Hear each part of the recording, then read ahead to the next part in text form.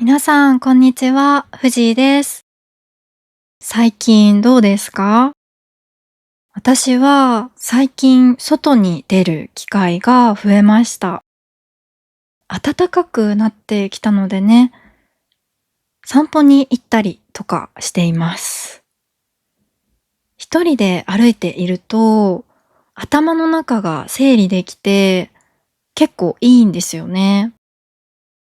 ちょっと前までは寒くて外に出たくなかったんですけど、最近は気温がちょうどいいので、散歩すると気持ちがいいです。こういう一人で考える時間っていいなぁと思います。皆さんはどうですか？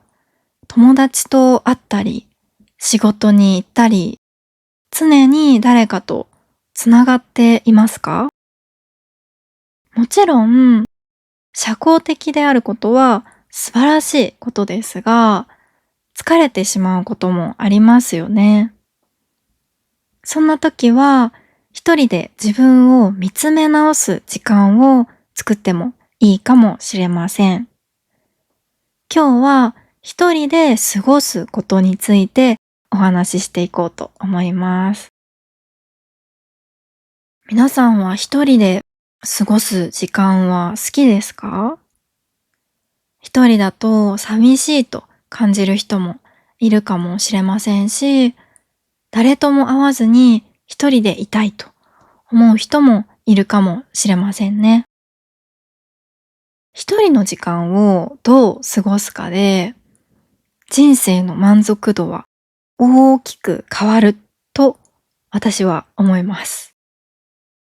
私は結構一人でいることが多くて、充実した一人時間を過ごすプロだと自分で思っています。もちろん人といる時間も好きですが、ずっと人といると疲れてしまう性格なので、やっぱり一人でいる時間は大切な時間だなと思います。今日はそんな私のおすすめの一人時間の過ごし方を皆さんとシェアしたいと思います。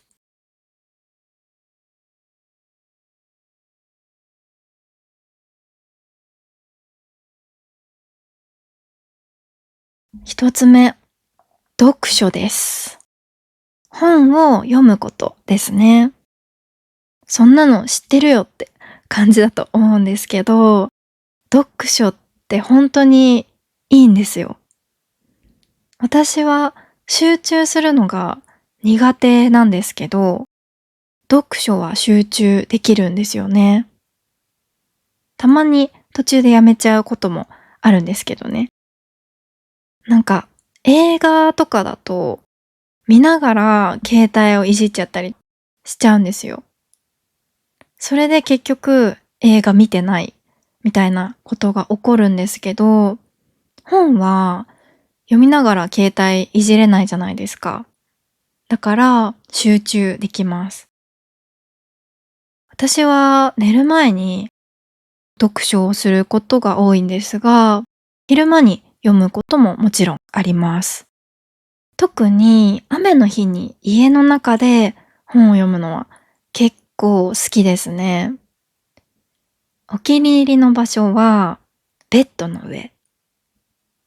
眠くなって寝ちゃうこともあるんですけど、それもまたいいんですよね。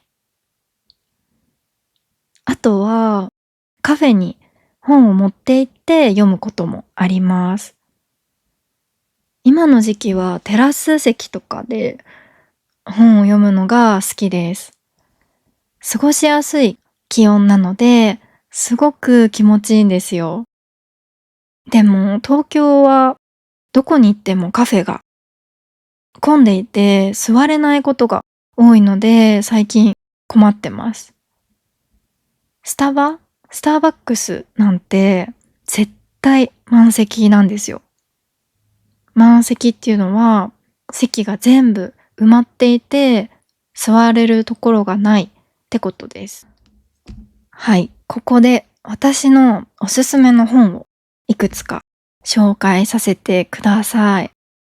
全部日本の本です。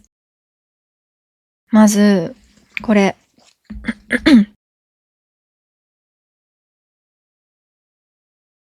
吉武慎介の思わず考えちゃう。吉武慎介さんって絵本作家でいろいろ絵本を出しているんですけど、これはイラストエッセイみたいな感じです。吉武さんが日常で思いついたことをイラストにして、それについてコメントを書いています。結構共感できたり、くすっと笑ったりする、癒される本です。日本語も簡単な方だと思うので、おすすめです。はい、次。二つ目は、さくらももこの桃の缶詰です。これは私は電車で読んで後悔しました。面白すぎて笑いそうになっちゃうんですよ。さくらももこさんは、ちびまる子ちゃんっていう日本の大人気漫画の作者です。これは同じ人が書いたエッセイです。とにかく笑えるので、ちょっと言葉は難しいかもしれませんが、読んでみてください。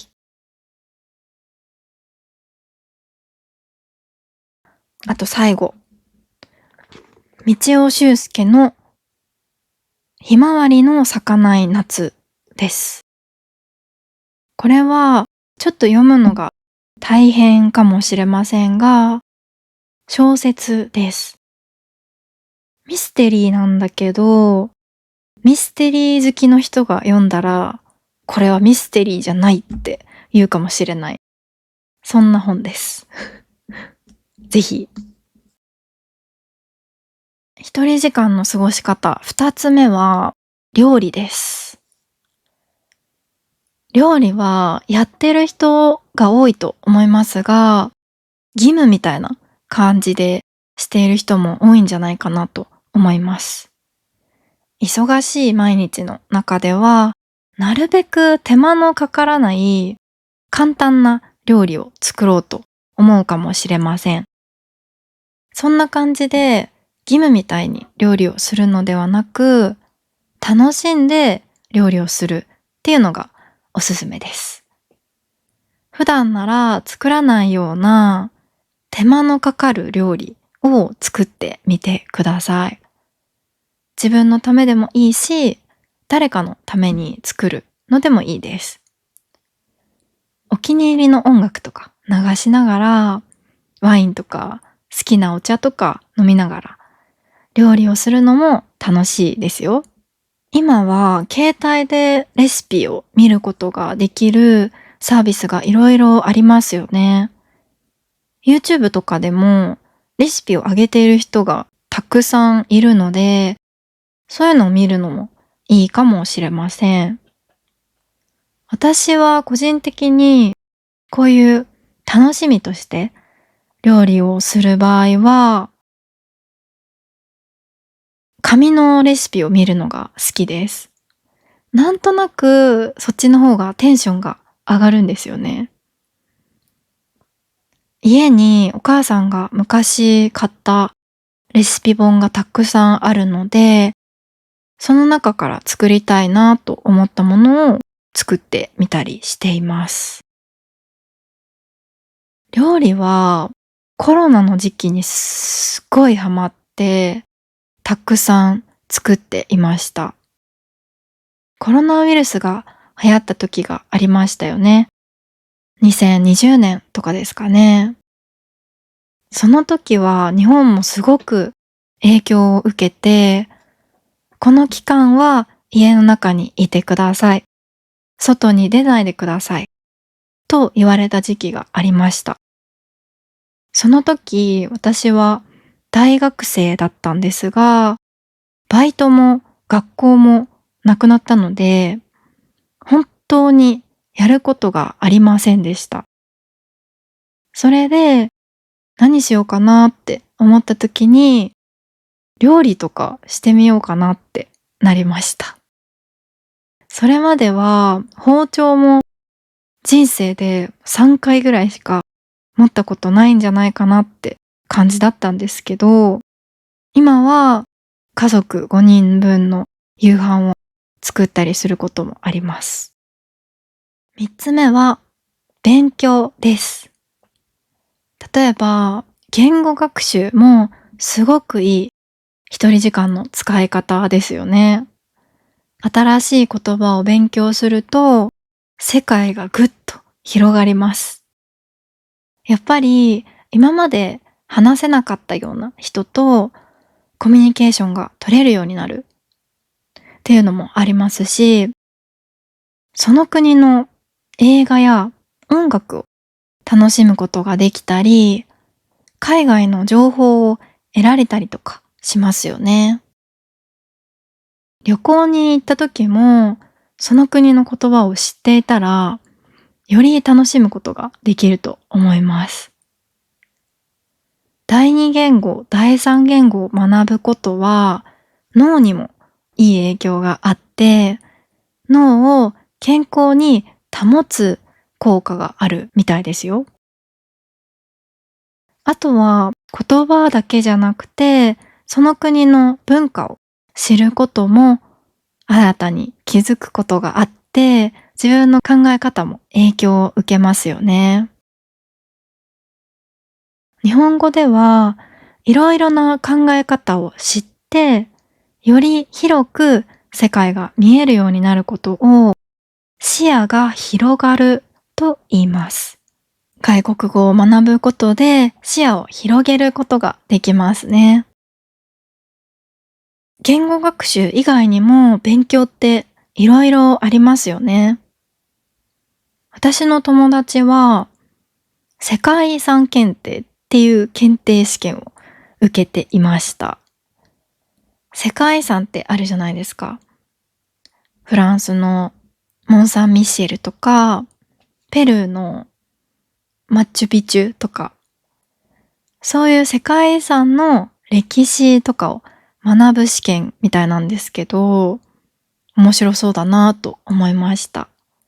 旅行とか行った時により楽しめそうですよね。4つ目は、お風呂の時間を充実させるです。お風呂といっても、湯船には浸かれない人が多いですかね。シャワーだけで済ませるみたいな。湯船っていうのは、お湯を溜めた入れ物、バスタブのことです。お湯を溜めたバスタブに入ることを湯船に浸かると言います。日本人でもシャワーだけで済ませる人が結構いますが、皆さんはどうですか？私は湯船に浸かる派です。冬は絶対浸かりますし、夏も結構浸かります。汗をかくのが気持ちいいんですよね。なんか痩せた気分になるから。実際は痩せてないと思うんですけど、すっきりしますよね、汗をかくと。この湯船に浸かっている時間を充実させるのも結構楽しいです。例えば、入浴剤を入れてみたりとか、泡風呂にしてみたりとか。入浴剤はお風呂の中に入れると溶けてお湯の色が変わったりとか、いい匂いがしたりするやつです。ラッシュっていうお店あるじゃないですか。入浴剤とか石鹸とかが売ってる店。あそこの入浴剤とかを買って家で使うのも結構好きです。いろんな種類があって楽しいんですよね。でも、ラッシュって店員さんがすごい話しかけてくれるので、お店に入るの少し緊張するんですよね。うん。私、ラッシュのハニーハニーみたいな名前の石鹸の匂いがすごい好きで、一時期めっちゃ使ってました。なんだっけな。ミツバチマーチでした。全然ハニーハニーじゃなかった。使ったことある人もいると思うけど、これめっちゃいい匂いなんですよ。見た目も蜂の巣みたいになってて可愛いし、お気に入りです。そう。そういうお気に入りのね、石鹸を使ったり、好きな音楽を流したりして、リラックスしながらお風呂に入ると、ストレス解消になります。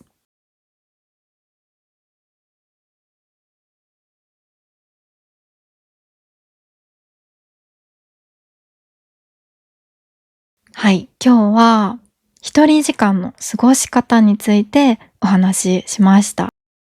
どうでしたかね？参考になりましたかね？皆さんのおすすめの一人時間の過ごし方はありますか？よければコメントで教えてください。ということで、本日は以上になります。最後まで聞いてくださってありがとうございました。そしてメンバーシップを始めました。もし応援サポートしてもいいよという方がいらっしゃいましたら、ぜひメンバーシップの参加よろしくお願いします。また次のエピソードでお会いできたら嬉しいです。よろしければチャンネル登録お願いします。